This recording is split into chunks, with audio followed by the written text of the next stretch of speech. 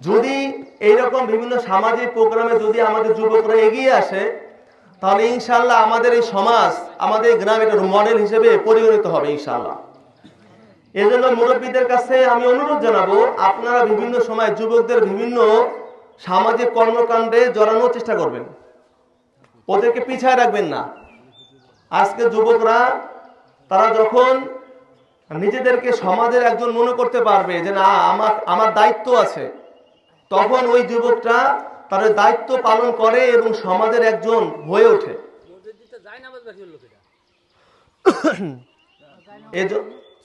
এই জন্য আমরা ইনশাআল্লাহ যুবকদেরকে বিভিন্ন কাজে সামনে আগায় নিয়ে আসবো। আর ঈদের নামাজের আর মাত্র 3 মিনিট সময় বাকি আছে, আর মাত্র 3 মিনিট সময় বাকি আছে। যদি আচ্ছা, আমি ঈদের জামাতে নামাজটা যে পড়তে হয় এটা আপনাদেরকে একটু বলে দেই। ঈদের জামাত যখন ইমাম সাহেব দাঁড়ায় যাবেন, তখন আপনারা প্রথম কথা হচ্ছে দাঁড়াবেন। দাঁড়ানোর পরে আল্লাহু আকবার বলে ইমাম সাহেব হাত বাঁধবে।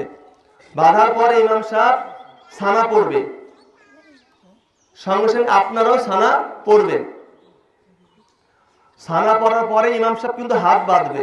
হাত বাঁধার পরে আল্লাহু আকবার বলে হাত ছেড়ে দিবেন। আল্লাহু আকবার বলে হাত ছেড়ে দিবেন। এইখানে ইমাম সাহেব 3 তাসবিহ পরিমাণ সময় সুবহানাল্লাহ সুবহানাল্লাহ সুবহানাল্লাহ একটু বড় পরিমাণ সময় উনি ওয়েট করবেন। এরপরে উনি আবার আল্লাহু আকবার বলে হাত ছেড়ে দিবে। এখন আবার 3 তাসবিহ সময় ওয়েট করবে, আবার আল্লাহু আকবার বলবেন।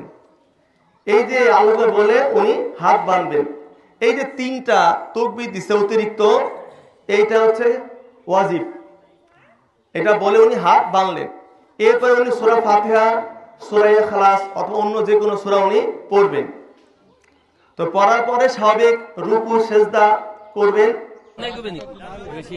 সুদা করেন না না না একটু আগে দাও।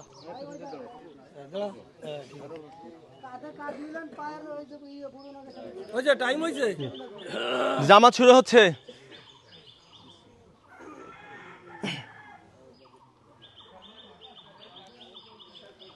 আমরা নিয়ত করব যে ঈদ উল ফিতরের নামাজ 6 তাকবীরের সাথে এই ইমামের পিছনে আদায় করতেছে আল্লাহু আকবার। আরবিতে যদি কেউ পারেন ভালো বলতে পারেন, না বলে কোনো সমস্যা নাই। আর আমরা যে ঈদের নামাজের জন্য মাঠে আসছি এটা আমার নিয়ত হয়ে গেছে। ঈদ মানে সম্প্রতি, ঈদ মানে আনন্দ, ঈদ মানে আনন্দ খুশি ভাগাভাগি করে না। বন্ধুরা, আজকে এই এলাকাবাসী যে এক সম্প্রীতির বন্ধনে আবদ্ধ হয়েছে, নতুন করে যে নবদিগন্তের সূচনা হয়েছে, আজকে তার এটা মেলবন্ধনের একটা অংশ।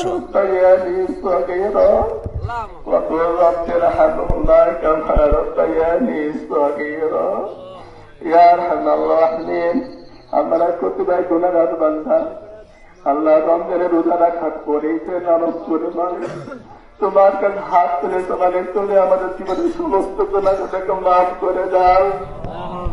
তাদের কবরকে তুমি জান্নাতের টুকরা বানায় দাও। আল্লাহ তুমি তাদের কবরকে জান্নাতের টুকরা বানায় দাও। ইয়া আরহামার রাহিমিন, আমাদের মা বোনদেরকে তুমি কবুল মঞ্জুর করে নাও। তাদেরকে তুমি পর্দা নিশা তৌফিক দান করো। তাদেরকে তুমি স্বামীর খেদমত করার তৌফিক দান করো। আল্লাহ সবাইকে তুমি দিনদার পরেজগার মুত্তাকি হিসেবে কবুল মঞ্জুর করে নাও। আল্লাহ খাস করে আমার পিতা দুনিয়া থেকে চলে গেছে, আল্লাহ তুমি তার কবরকে জান্নাতের টুকরা বানায় দাও। আল্লাহ তুমি তার কবরকে জান্নাতের টুকরা বানায় দাও। রব্বিরহামহুমা কামা রাব্বায়ানি সগীরা ওয়া কুল রব্বিরহামহুমা কামা রাব্বায়ানি সগীরা। সুবহান রাব্বিকা রাব্বিল ইজ্জাতি আম্মা ইয়াসিফুন ওয়া সালামুন আলাল মুরসালিন আলহামদুলিল্লাহি রাব্বিল আলামিন।